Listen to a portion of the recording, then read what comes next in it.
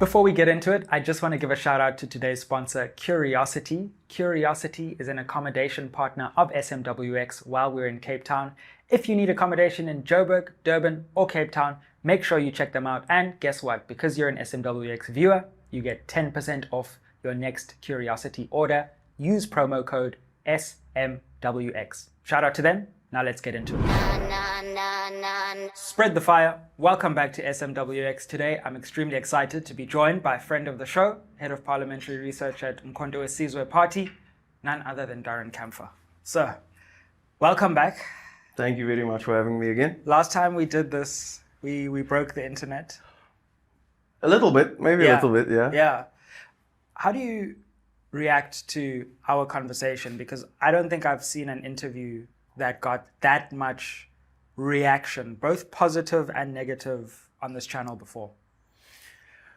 I mean, I knew it was coming. I didn't expect there to be so many personal jabs, just waiting in the wings. People were very dedicated, held on to information for over a year. Those who are watching know what I'm alluding to, which some serious dedication from their side. Absolutely.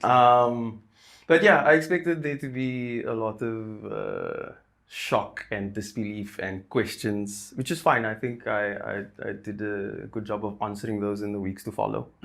But yeah, not as, it went a lot more intense and personal than I thought it would be, but I suppose that's the world of politics. Yeah, it's quite sad. And contrary to popular belief, I am not a member of Sizwe Party. But one thing that really... I can get you a hoodie. You get me SMWX hoodie, I can give you. You see now. No, I'm joking. Yeah, no, it's all good. It's all good. But like the one thing that really got to me about that was when people said you were doing this for the bag. And I was like, hold on. Like, firstly, we criticize people for not getting into politics. Like, people always say to me, yeah, but you're staying on the outside. But then when people do get into politics, then we also criticize them. So it's kind of like a lose-lose situation if you want to make a change. Like, and then secondly, what is this mysterious big MK bag? Like, I'm sure working in parliament is nice and stuff, but like, if you wanted to do something for a bag with your social media following, you could do a lot of different things. Yeah. So the first thing is that I need to clarify is that I'm not an MP. Lots of people have come to me and thought I'm an MP or a member of parliament, and I'm like, I'm not an MP, I'm a member of staff for the party. I only work with and support the party in parliament in their operations. The other thing is, like you said, I have a decent following, and I've turned down lots and lots and lots of corporate deals for various reasons, including, for the most part, the affiliations with Israel. Yeah, so that wasn't the case either. But then the other thing that needs to be looked at is, for me, it was a matter of balancing the scales. Do you want to have a significant amount of influence, or and how much change can you make with that influence, versus getting directly involved, but then possibly losing some of that influence or perceived integrity? Because that was the assumption, that I had now lost my integrity and I had sold out. So it's like, I understood that people might have that perception, but if I were to be in a position to make meaningful change and influence policy from the inside, then it would be worth that loss. So that, for me, was the balance. Like, I'm not disillusioned to people's perception of the MK party or President Zuma. I've been on social media and read enough to know what people are going to think and say. So for me, it was, am I willing to take the hit on my reputation in exchange for being willing to actually get involved in influencing and building and developing policy? And so that's what that trade-off was for me. What's it been like now that you've been there for a while? How long have you how long have you actually been in the role? Was it October last year? Okay. So we're talking like a good, nearly 6 months now, or Look, December and Jan, you kind of have to write off. You know what I mean? There's not much happening in parliament in those months. There's party work, but not necessarily parliament. So yeah, you can cut those doors. But yeah, about 6 months. What have your experiences been? Let's start with MK, and then we'll go into parliament as a whole, because you have a very unique window on that institution now. Yeah. So in MK, I don't think, like, we can like cut the diplomacy and say there's work that needs to be done. The party got just under 15% in about 6 months, and then got thrust into parliament. You have people from all over the place coming together and trying to work together. There's lots of egos, lots of personalities, lots of ideologies, all those kind of things. So it is bound to be messy and very dynamic, which it is. Sure. That being said, lots of very talented people in the party who I find myself working with and aligning with ideologically so much that I'm like, please, I must never lose your number. And then there's other people who I care to never see again. And that's just the reality of being in that environment. Like, let's not, you know what I mean? Absolutely. Like, I think, and what I get very bored of is like, when people in this particular environment act like every conversation is an ad for a corporate company and you must make this part. Like, we can all see it. And people don't like that because they can just see that you're towing some party line anyway. Yeah, it's like, why are you doing, like, everybody knows. Yeah. It's not a secret. And so, it's difficult and it's messy, but there's massive potential. They're not winning by elections by accident. Sure. And there's a lot of structure that still needs to be built and needs to be developed. And to get that done, you need to work through those ideological differences of very strong personalities. It's tough. It's tough. Like, every week there can be some kind of difference and you need to battle through that and you need to get somewhere. So it's hard. It really is. I think the only thing worse than running in an election and not getting a lot of power is running in an election and getting even more power than you thought, because power is it's intoxicating. The only thing I've seen that's similar to politics is when you go to the samas or something and you see celebrity culture, and MK is working in an environment where it's got all this power, but it needs to kind of build the airplane while it's flying, and I suppose that's, as you say, that's bound to create. That's actually that's actually an analogy that comes up often in our meetings, that we're building the plane while it's in the air. And that's just the reality of what's happening right now. I don't like to dance around the issue. That is what's happening, and it's not easy. It's messy. What are some of the ideological differences, to the extent that you can speak about them? Because I'm quite interested in, MK is kind of seen as this monolithic entity from the outside. But of course, I mean, I'm quite interested to see what kind of debates are happening inside, to the extent that you can share. Which is obviously just not true. If you just look at the MPs, they come from, historically, they come from different parties. Some of them come from the ANC, some of them were independent candidates, some of them had their own smaller parties. There's 100% ideological differences. Some of them come from EFF. And so those differences are sometimes in terms of economic policy, sometimes those differences are more on the social side of things, because as I said in the first podcast, before I joined the party, I said they're more socially conservative. So some of those differences are there as well, and there's pushback, and those need to be fleshed out. I mean, the conversation is ongoing, but that's what's going to happen. Since Floyd came in, which was a big moment in our politics, but also for MK, have you seen that the organizational side of things is starting to move forward? Because he's thought of as a kind of organization builder. Look, I think we need to look at how you're going to measure that. Like, how do we measure his role or his influence or success? Do we measure it in terms of by-elections? Do we measure it in terms of structures? Do we measure it in terms of like overall sentiment towards the party? I initially, maybe if we were in the first interview, because in the first interview I said, not the first, the one when I joined the party, when I just joined, I think I said that I believe that the structures are being developed. Now that I'm in the party and more like baked into it, I can say that it's not as easy to see, because there are a lot of moving parts. I have a level of detail that I can't really say. So if we're going to take it in terms of by-elections, I think the party is happy. In terms of those other things, I think we have yet to see, because I think it's like, the more you look at the problem, the deeper you see it is. And so in wanting to build structures, you're like, how do we do this? And then once you table a topic, now everybody has an opinion on it. Yeah. You know what I mean? Sure. But before you talk about it, no one even... You see, so now when you want to build these structures, it's like, okay, we want to build it this way, and then somebody, whoa, not like that. So now you're having to... Yeah.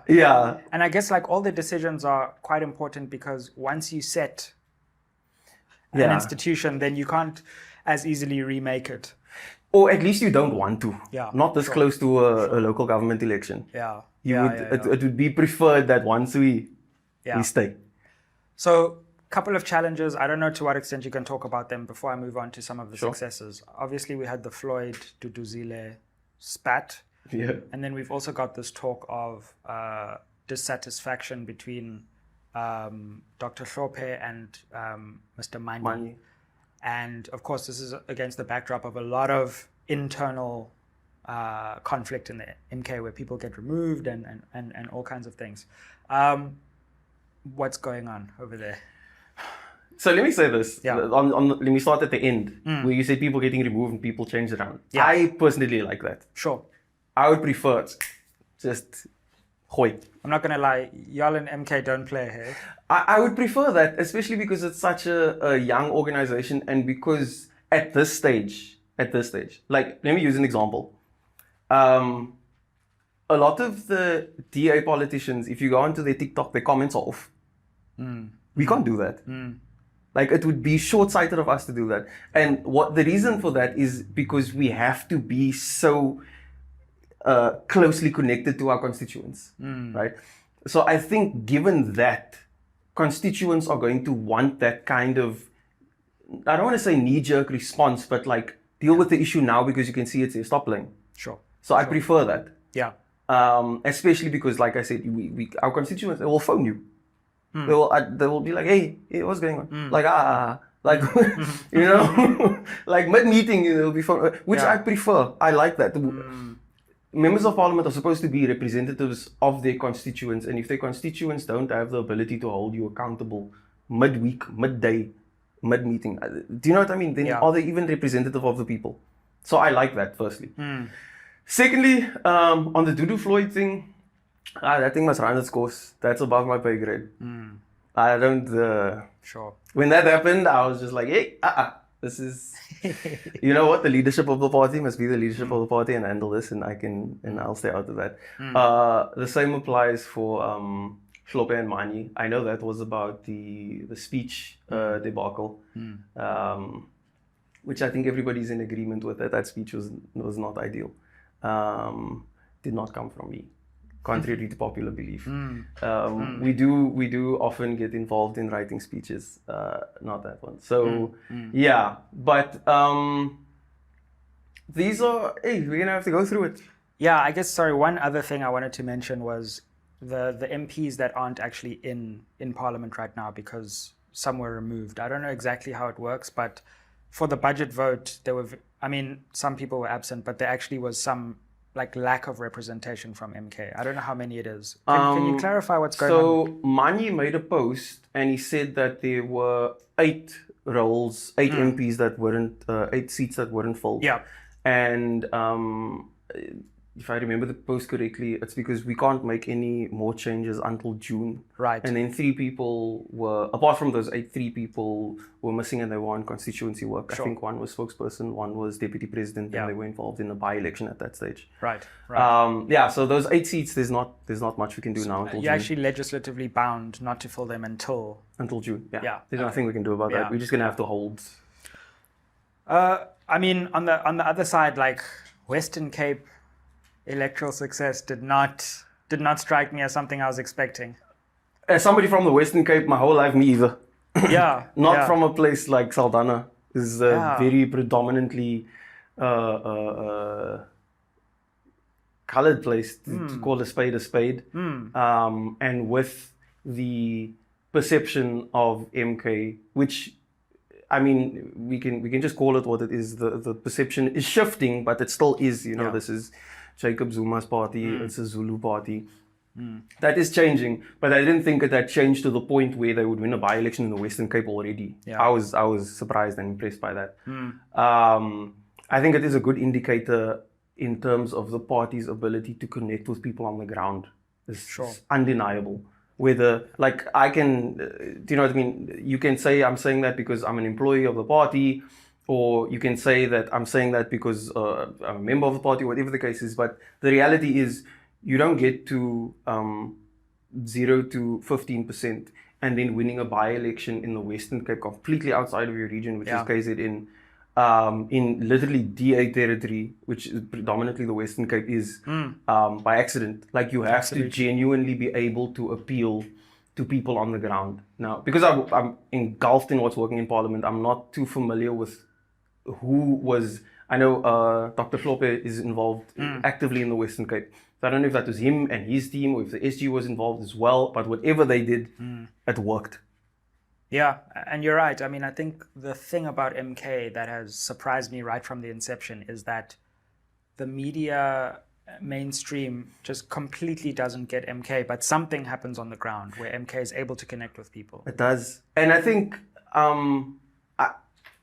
I wish we would have conversations about political parties more frankly, whether we are in the party or outside of the party, or just like, do you know what I mean? Or in opposition to the party. Yeah. The reality is that was an eye-opener, that something is going right. There's some kind of strategy, there's some kind of messaging, there's some kind of dialogue between the party and the people on the ground that they are resonating with. And that's just it. Yeah. And KZN also going quite well with the by-elections. For sure. So yeah, I suppose we'll see where it goes from here. And so where we might be lacking in terms of infrastructure and just being on the ball the way we would want to be, I think the party is making up for in their connection with the people, which that's how you get 15%. Yeah. And the election next year is going to be massive for the country. It is. And I think if we can keep up this momentum in terms of that deep, intimate connection with the people, we're going to see that reflected there. It's just a matter of whether we can keep it up. Yeah. Party clearly has a knack for votes, Yeah. for making votes happen. Yeah, absolutely. I mean, it's also important to place MK in global context, because when we look around the world at various elections, there's in some ways a backlash to incumbents, there's a backlash to establishment figures, establishment media, establishment politics. And the MK has an opportunity ahead of next year's election to run against this GNU euphoria narrative, which the media loves, but I'm not convinced people actually love. And I mean, one scenario is that there's quite a wake-up call next year where the so-called miraculous GNU realizes that it's not as popular as it thinks it is. I think systems that thrive off a majority poor population are always going to implode on themselves. And so whether the perception is that the driver of that system comes from the political environment or the driver of that system comes from the private sector, at some point people see it for what it is. Maybe it's taking a bit longer than what it should, but as you say, the messaging is that the GNU is working, but you're not sure that's the sentiment on the ground. That's because the messaging that people are receiving is different from what they are experiencing. And that recon, at some point that recon takes place. Yeah. And then you have the overthrow of your capitalist system the way it is now. You can only keep the poor down for so long and tell them that these circumstances are good until they're like, stop lying to me. And I think we are getting to that point of agitation now. And I think before we credit the MK or the EFF or any party who advocates for those things, before we credit them for having this intimate connection with people on the ground, I think we need to credit the people for seeing through the narrative that they're being fed. I really think we need to do that. And we can get into that a bit later in this conversation, but yeah.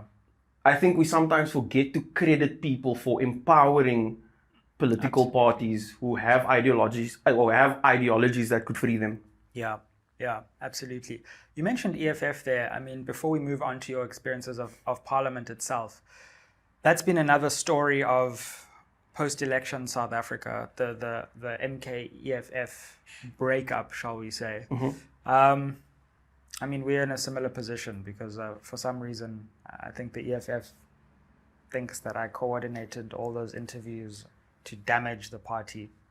Yeah. It's a lot of work. Yeah, exactly.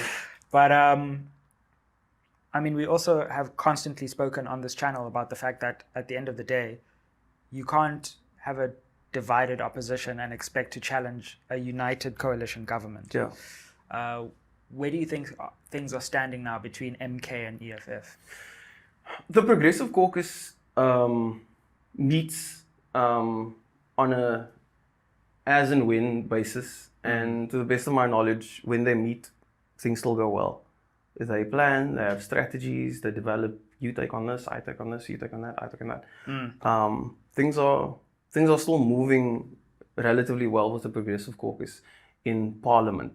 The sentiment outside on social media is obviously a bit messier. Yeah. So unfortunately, it's the same as the last time we spoke, where in Parliament things are for the most part going well. Outside, we all can all see that. That's for the public to see. Yeah. All right, let's move on to Parliament itself, because I'm so interested in, like, what does this institution look like behind the scenes? We see these set pieces, these choreographed debates. Bro, what are you seeing? Just take us into Parliament. That's a good way to say it. Choreographed debates. One of the annoying things for me was when I spoke to one of my friends, and I said, you know, when they said they're gonna do the questions to the president. Yeah. And I think it's something you take for granted when you're in Parliament, but from outside of Parliament you don't realize, and you like, those questions get submitted to the president weeks in advance, and the president has an opportunity to read through it, and then he has an opportunity to prepare his response. Yeah. And so you go to Parliament, and then the MP reads out the question that was submitted, and then the president reads out his response that was prepared in advance. So it's like this, as you say, choreographed. It's like, so for us from the outside, and now I'm not speaking as like a member of the party, now I'm speaking as like somebody who just before October was socioeconomic and political content creator, being on the inside now. And I'm like, this don't feel right. Is that the debate that we all signed up for? Like, And then there's also somebody who chooses the questions. Like, you'll submit questions and then they will choose which one, and how that person chooses it, nobody knows. Wow. So, like, these seeming measures of accountability that are there are choreographed. Yeah. And one of the other things that annoyed me was in the debates, like, sometimes there would be debates and then majority of the time might be allocated to the ANC. How can the biggest party get majority of the time in the debate to criticize themselves? Yeah, that's when you get those parties like, how great are you, Mr. President? Are you a 9 out of 10 or a 10 out of 10? Yeah. So instead of a debate, they basically just talk about how well whatever department it is has performed. Yeah. They just like talk about themselves. We need to radically rethink the way Parliament works. Like, I've also long thought this. We actually don't have debate. We have people who stand up and make speeches. No one faces anyone and says, like, in real time, as you're saying, what's going on with this? Explain this, and then like respond, and then respond to the response. And we do we do need to radically rethink how we do that. I sat in the gallery at plenary one day with my team. Yeah. And I'm sitting there because sometimes we sit in Parliament, sometimes we on the back doing work on our laptops, and then every now and then there's something happening, and I'll say, let's go attend. Flex is noted, by the way, with my team, but yeah. Yeah. So I sit there and I look over at one of the members of my team and I say, what is this for? And she's like, what do you mean? And I said, like, so they're gonna have this debate now, right? Yeah. And I think I made a TikTok about this as well. And I said they're gonna have this debate, and they are going to take the information that we had provided them as a research unit, and all the other parties had provided for them as research units, and they're going to speak on that, and they're going to listen to this debate, and then they are still going to vote along party lines. So I asked, like, what was the point of the past 6 hours that we've been sitting here, and that all of these people have been sharing their statements and debates, and some of them really well written, really well articulated, very passionate, and nobody's going to vote different from what the party line is. we could have saved ourselves the 6 hours. Yeah. Save the public the 6 hours. Like, if the decision-making process is going to be just based on what your party tells you to do, we can really cut the act. Yeah. Just say, hey, this is the number of people in this committee, and just vote. Do it online. I don't care. But the whole, and maybe I took this a bit personal because I was involved in doing a lot of the work to prep for all those debates. So me and the team, do you know what I mean? Yeah. And then you get there, and it's like, I don't think this is gonna matter. No one's actually thinking about the stuff. They're just kind of reading a script kind of vibe. Yeah. And I even mentioned that, like, lots of the MPs are sitting on their phones. Some of the MPs are sleeping. You know, that hit me, that TikTok you made. Like, I can understand a lot of things, but when you get the opportunity to be an MP and you don't work, that just blows my mind, bro. Something the public needs to understand. MPs are and whoever's feelings this touch, they must do the work. If it doesn't apply to them, they won't be bothered by what I'm about to say. But if it applies to them, they're gonna get very hurt right now. And I'm gonna make a general statement, and whoever if the shoe fits, good luck, Cinderella. So MPs are public servants on paper, nowhere else. Yay. By and large, you are going to experience MPs who have really lost the plot. Sure. And across the political spectrum, you're going to experience MPs who really think they've won a beauty pageant. And then you are going to experience MPs who are really dedicated, hardworking, like, you would possibly do so much better in a different environment, but I understand why you're in this one. Like, you'll meet a lot of MPs like that, and then you'll meet other MPs where it's like you are actually, even ministers, like, you are actually utterly useless. Like, they are a proxy, voting fodder in parliament. And that was a very, very scary thing for me to experience. Not as an employee of the party, but as a member of the public, and as somebody who has voluntarily taken on the work of speaking to people about what the heck is going on in the country. That was very scary for me. Yeah. To experience this, like, ego trip inside of the walls of parliament, because here I am, and Gayton McKenzie at least owns it. You know what I mean? He, to his credit, he at least owns it. He's like, you can call me whatever you want, but then in parliament, you will call me honorable. That is the sentiment by many MPs. Sure. That's what you will call me here. Yeah. This is where I run it. Are there any ministers in particular where you've seen that and you're like, no ways? Look, it's very common in parliament to get, like, pushed out of the way while you're walking, if a minister or anybody with their security detail is just walking. Now, mind you, behind the walls of parliament, you have been checked, you can run through metal detectors, all that stuff, but they still that's just normal. That's just a Monday to get, like, pushed out of the way by. And then obviously, there's the cars and all that stuff. Yeah. It's nuts. Like, the parking lot is crazy. It's ridiculous. It's nauseating, honestly. And you would think, like, if the parking lot was like that, then the country would also be like 100%. You were just saying, like, if you would think if the parking lot looked like that, the country would be better. Yeah. Let me dial it back. You would think that the egos would be smaller. Based on the situation. You wouldn't think that these are members of the National Assembly in a country where more than half the people are living in poverty. And, like, a third are not even meeting their basic needs in terms of food. Yeah. Like, if we didn't have potholes, then I wouldn't mind the ego. But, like, wow. I think if we had, like, maybe if we could start with having proper basic healthcare, well distributed, everybody being able to be seen to and catered to in a timeless manner, then maybe it would justify it. But hey, I don't know where it comes from. I don't know. And it was such, for lack of a better term, a mind fuck to experience it behind the scenes. Again, across the political spectrum. And it's like, who do you guys think you are members of the National Assembly? In which country? Yeah. Surely not the country with the highest Gini coefficient on the planet. Yeah. Surely not the country with 60% youth unemployment. Yeah. more than half the people in poverty. And 55% in poverty. Surely not that country. Yeah. No. That country would have very humble members of parliament. Yeah. That country wouldn't do this. That can't be. I'm so glad you go there, bro, because we don't talk enough about... Because that bubble can actually consume you. And I think that's what happens to a lot of people, again, across the political spectrum. Like, so I went into the precinct.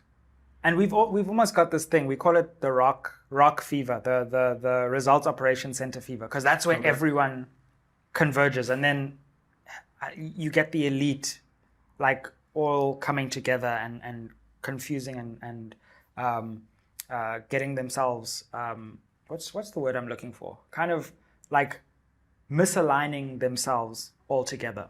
So firstly, barriers go up, which is symbolic and real. Because like now you're crossing from life into the bubble. And as soon as I'm in the bubble, I start talking to like people's aides, decision makers, whatever. And then it's like, so what do you think about the VAT increase and whatever? It's like, yeah, whatever. Whether it goes up or down, like, you know, it's just people forget and, you know. And I'm like, no ways, guys. Like, you actually don't care. Like, if everyone cares about this, like, yeah, we'll see. You know, it doesn't matter. We'll either do this or do that. And, like, no one will really care.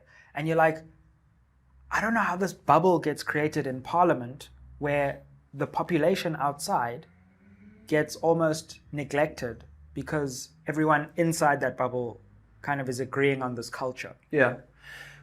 So there's two things. The one is what happens is, and I think you see this like if you know anything about church culture, right?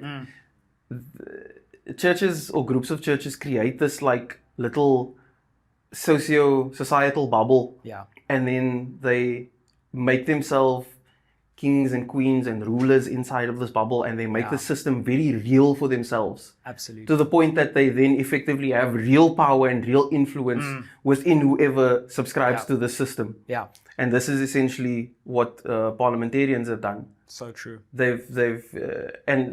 Sadly, the whole country has now subscribed to the system. Several countries have subscribed to the system where, do you know what I mean? They've anointed themselves these 400 members and rulers of society rather than public servants. Yeah. That's the one. The second thing is, and I said this in a discussion on CakeNet, there's no substitute for civic action. There is none. I think what we forget as just normal members of the public, and I might get some heat for saying this, is that I don't even think a political party is going to save us. And if we look at the political party saving us, we are then at risk as a society. Because any organization or group of organization that has any kind of leadership structure is subject to influence and change and selling out and all those kind of things. It's a very vulnerable place for society to be, to see a political party as its savior. My personal view, political parties are to be used. You use a political party as the public to reach whatever ends you would like to reach. And if the political party doesn't serve what ends you are trying to meet as a majority, you get rid of that political party and you choose the next one. We have too much loyalty to political parties. We have the same situation with political parties that we do with employers and employees. Employers think they are the be-all and end-all because they control your money and they control your livelihood, etc. But without the employees, the employer, who is he? He's the employer of who? He's the manager, director, owner of who? Of what? Of nothing. And so the people need to see political parties as the same, in the same way.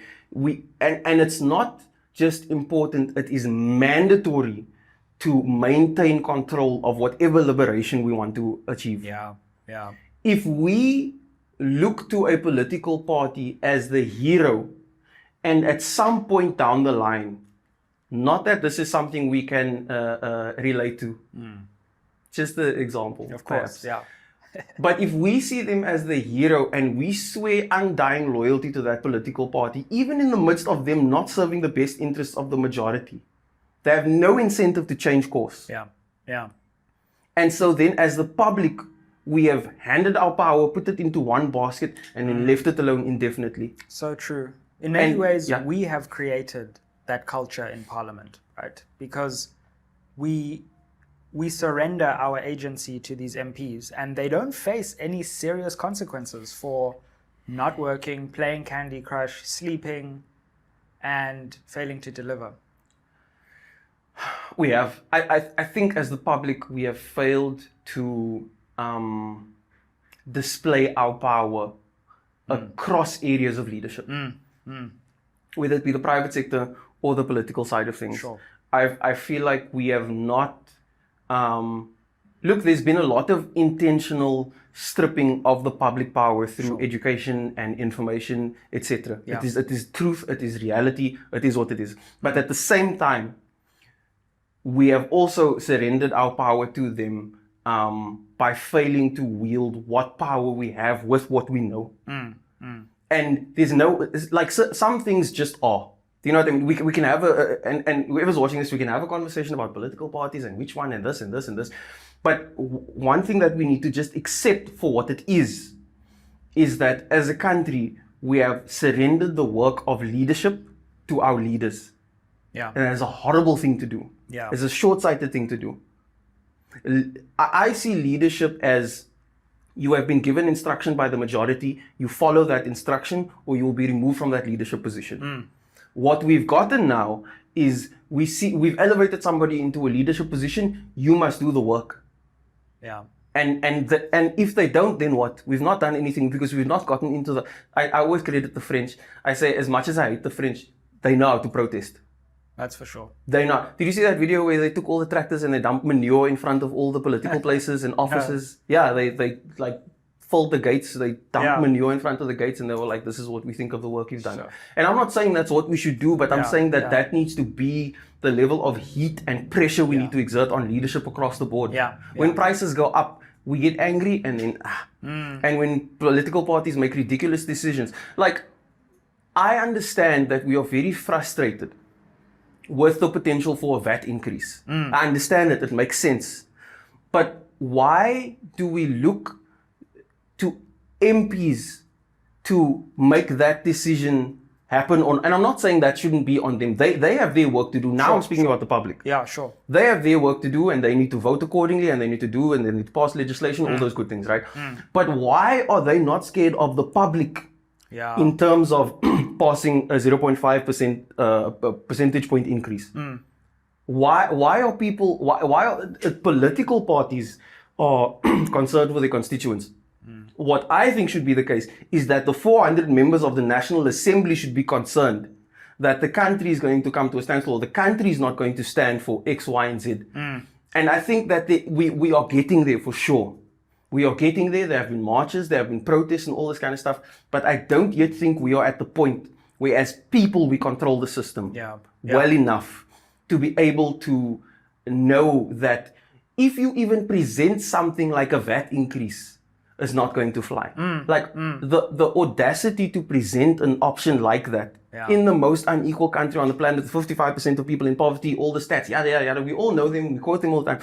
But the audacity to be able to present that and then to some extent have it supported, or to then barter on other things that will make things worth of, like Bellable and NHI. Like, to be able to do that and not just not fear for your salary, but not fear for your head, speaks to where we are as a country.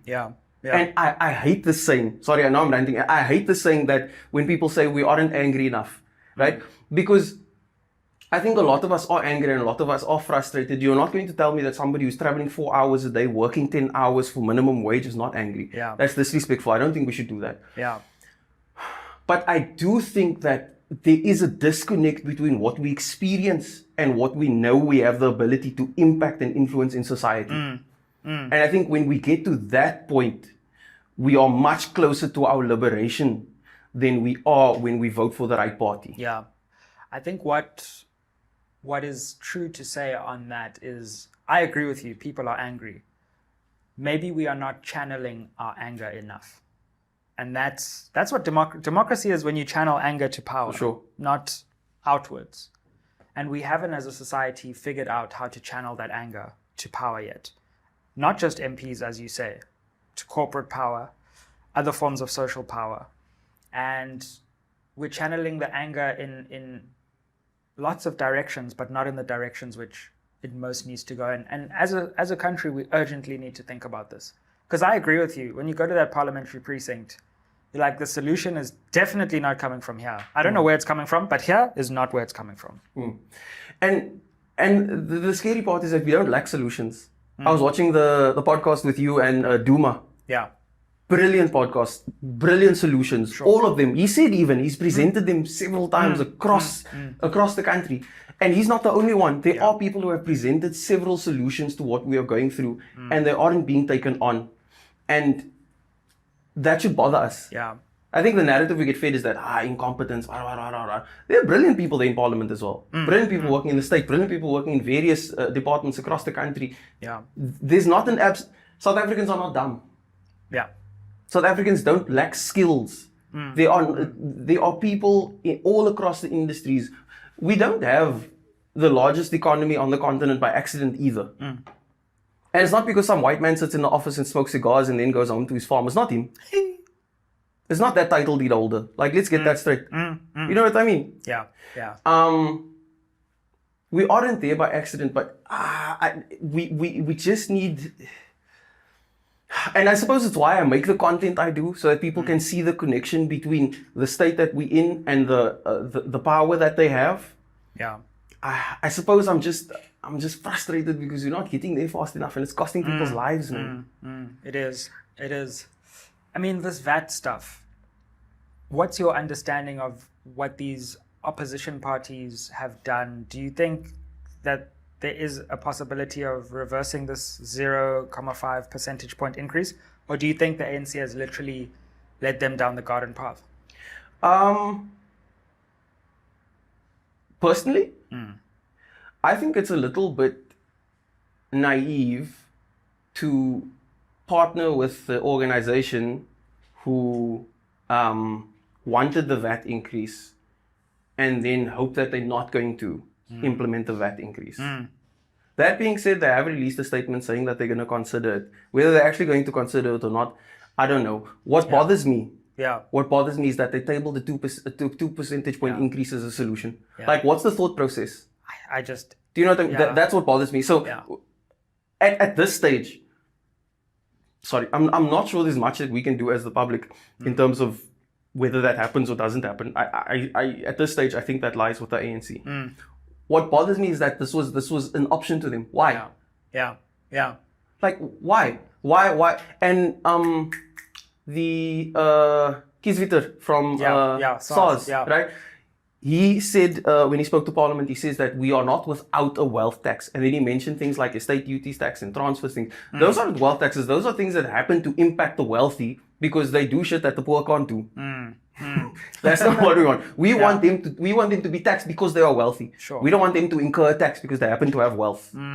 Do you know what I mean? There's a difference. We want to, at least from the MK party side, and me personally, I've been speaking on wealth tax since 2022. Actually, since Wits released that study on a wealth tax. Brilliant study, by the way. Have you seen the channel Gary's Economics in the UK? Yeah, I have. Also speaks a lot about the importance of taxing wealth. So those are things. Do you know what? Let's dial it back. Yeah. We have lots of need in the country, right? We have lots of need, but we also have lots of land and lots of unemployed people.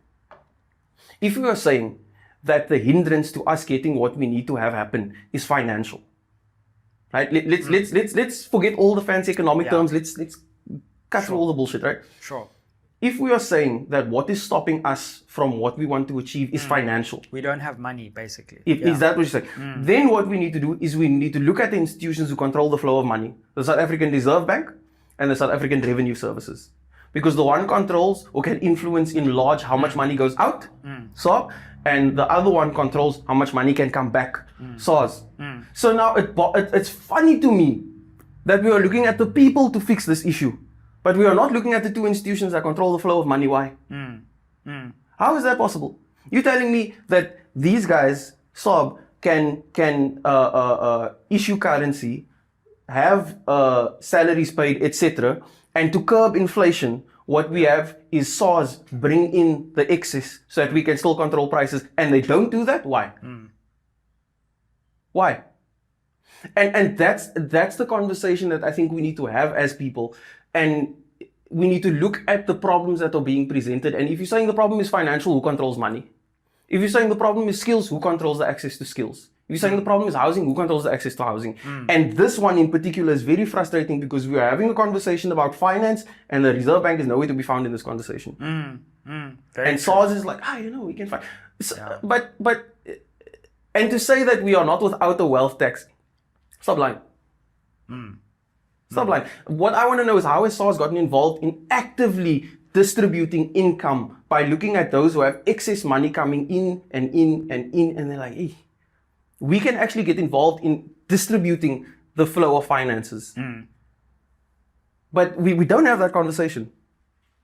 And that is what bothers me about this whole thing, that right now we are talking about VAT and we're talking about NHI and we're talking about all this, and South African Reserve Bank, South African Revenue Services don't involve us. How can we not involve the key institutions that can control the flow of money? I must say, I haven't thought of it like that here, with the SARB and the SARS and the money coming in and where it goes out. I just think we need to sometimes, right, being inside of any industry or inside of any field of study, people like to get involved in like the detail, and you know, and you in it, and in, like if we were to say cameras, for example, now we talk about exposure and frame rate and all those kind of things, and somebody's saying, is there a different way of doing this? Is there a different way? Do we have to capture stills, or can we use a video camera for this? And I feel like that's what's happening here. Even inside of Parliament, they're having a conversation about we must do this instead of that. We must collect it that way. Can't we have the conversation about why the Reserve Bank is privately owned, or in large privately owned? What's going on? Why are we having the conversation from the inside with all this level of detail, and we're not stepping outside and saying, the same way you said Parliament needs to be dynamically reshaped and rethought in how it functions. Why are we still looking at these are the only options you have as a country to meet your needs? Here you get screwed over, part one. Here you get screwed over, part two. Which one do you want? That's ridiculous options for the country. Especially for one in the situation we're sitting in. There's all this talk now about the GNU breaking down. Zilla's threatened a motion of no confidence if Cyril removes the DA ministers. What do you think is going to happen there? I saw your interview with the Minister of Finance, Mkhwanazi. He doesn't want them around the money. He doesn't want them running those ministries anymore. He's just like, just go, baby. Like when he looked at you, and I thought he was looking at me like, I was like, I'm not Helen Zilla, sir. He said they were damaging our brand, they were doing this, and they were, and even in his statement, he said you can't be, what did he say? You can't vote against the budget and then want to be responsible for its implementation. He said it can never happen. So I think there's a very clear line drawn in the sand in terms of he doesn't want them to be ministers, and I think Helen Zilla is rightly afraid of losing those ministries. The question is, who's going to step in? Is it going to be Action SA because of that, or is the ANC just are they going to go to EFF? Are they going to go to MK Party? But I personally, I don't think they're going to hold on to those ministries. Really? I think they would. I think they would, because look, many people in the ANC already didn't want to join with the DA. It's no secret. The DA will admit this, the ANC will admit this. If anybody says that, then they must switch Barney off. But if they deny that, but we all know it. It's public information that the ANC wasn't their first choice. Now they've voted against them. So let me take the MK researcher hat off and put in socioeconomics and political content creator hat. I don't see the incentive for the ANC to still have the DA be ministers of those various departments. It doesn't make sense. And I don't know how Cupcakes is going to justify that with the rest of the people in his party, let alone Minister of Finance. True, and the DA has painted itself into something of a corner with this doomsday narrative that they keep running, but a lot of South African media also keeps running with. And because what they've said is if we leave, then doomsday will happen. But then the ANC turns around and says, okay, but then you can't leave. We'll just do whatever we want because you said it's going to be doomsday. So why would you create doomsday by leaving? Did you hear that leaked audio? Yeah. The Ramaphosa one. Yeah. Yeah, I was quite, yeah. I don't often agree with him, but the man was right. Yeah. Everything he said in there was right. He said they are in a very tough spot right now. And I understand why they're in a very tough spot because if, in terms of the DA and the constituents, NHI is there, land expropriation is there, Bella Bill is there, and that. What you going to campaign on? What somebody said, it's 4-0 to the 4-0 to the ANC at this point. Actually 5 because the portfolio negotiations they also got. Yeah. So I don't know how the constituents are gonna. But then again, the people who vote for the DA, I don't know if they're gonna go anywhere else. It's unlikely, you know. They're not gonna. The ANC, EFF, and MK party all stand for some form of expropriation. They're probably gonna have to go to the lower down the list. You know, it'd be interesting. What would happen if the DA brought a motion of no confidence if they get removed? Because it would be an interesting one. Eh? Like, would MK, EFF then go ahead, or would the DA have created so much ill will? Because one thing I've noticed is, the DA has created a lot of ill will. Like, nobody, Action SA doesn't like them, ANC doesn't like them, MK doesn't like them.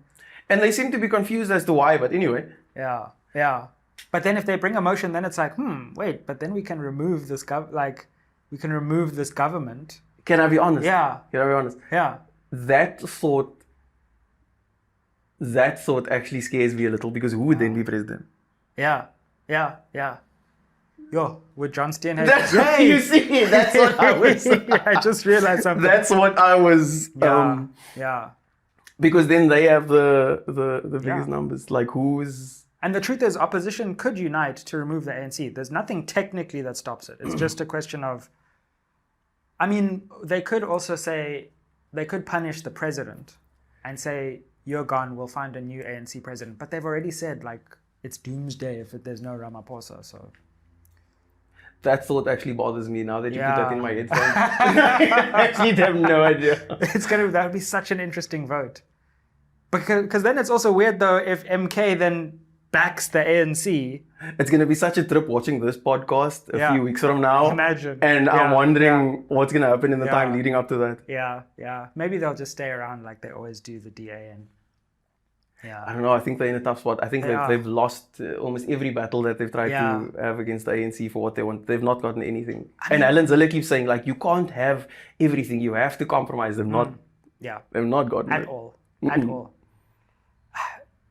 This GNU thing, can we just talk about how spectacularly it's failed though? Because do you remember the heat we got for just saying, like, by the way, the GNU is not going to create this, like, utopia in South Africa? Yeah.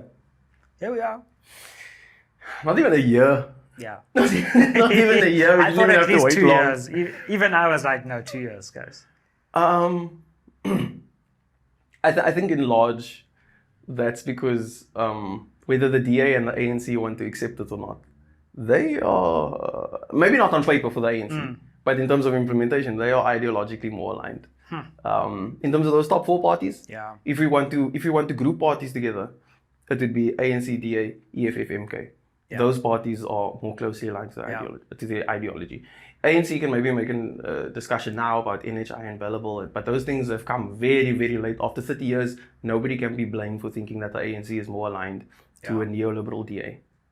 But that's I think where they sit. So I think that breakup, it's going to be one for the ages, man.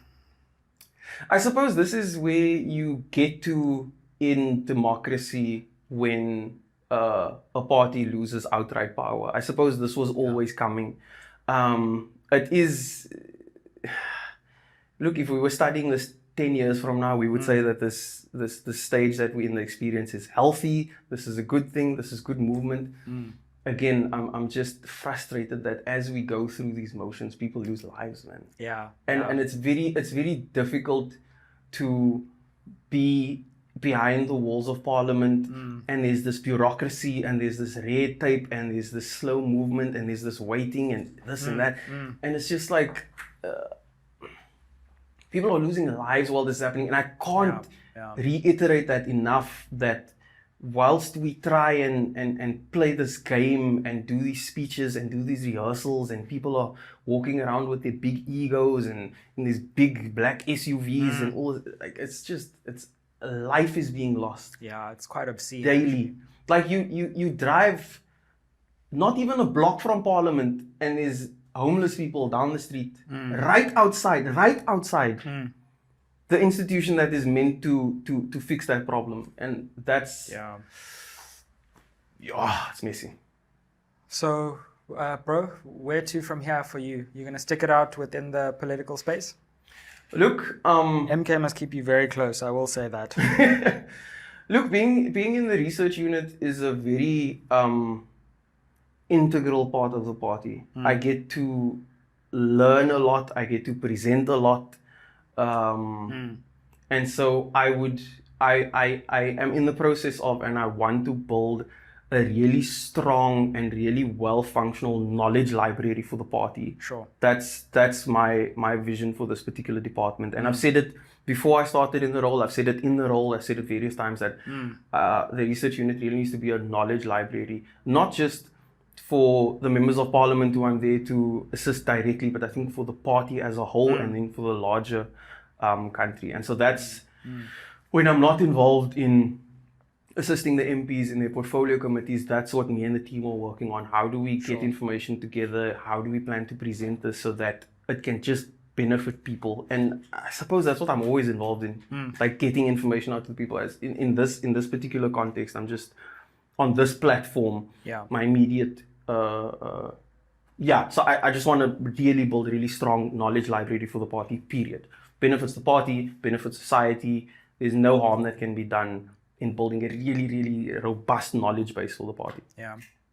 Well, Darren Campher, thank you for joining us again on SMWX. Thank you very much again. It's always great to chat, and look forward to our next one. For sure. Like, share, subscribe. Help us hit that 250K subscriber mark. Make sure you comment down below. Do you agree? Do you disagree? Let's continue the chat. I always say the SMWX comments are better than reading one of the mainstream media opinion pages. So let's continue down below. Make sure you follow Darren. Although, like, if you don't follow Darren, then, I mean, what are you even doing? Darren should be saying, can you please follow me? So, Sorry, go with it. And man, just keep it locked on SMWX. We've got our live event, first ever live event coming up on the 25th of April. Be great to see you there. It'll also be live streamed. We're trying to build places where people can actually congregate in person so we can have those critical conversations and, be a force for change, not just on your screens, but also in real life. So that's the long-term goal of this channel. Keep it locked on SMWX and see you on the next one. Aye. Bam! Discount alert.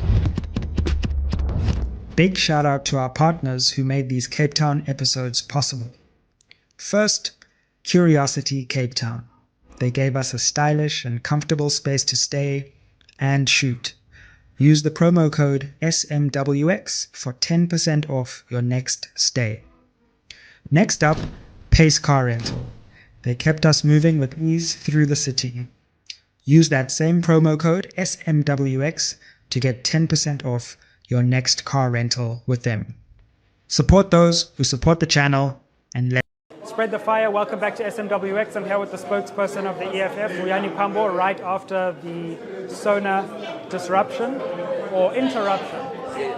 Take us through what you were thinking in terms of the de Klerk interruption. Why was it important for you to bring up the de Klerk matter? Well, it's very important that we raise the issue of de Klerk, precisely because if you remember last week, de Klerk took an interview, took public platform and said that apartheid was not a crime against humanity. Because if we allow for de Klerk to continue to be celebrated as if he did not participate in the killing of black people, we would be agreeing with him. Remember that we were told that we must forgive and reconcile with de Klerk. Now, we are told that no, de Klerk and them have now, apologized, they are remorseful, only to find out that he is not, repentant. He makes reckless, and obviously this exposes his feelings and thoughts of black people. He then tells us that apartheid was not crime against humanity. We need to think very hard who we celebrate. He cannot enjoy the perks of our taxpayers' money.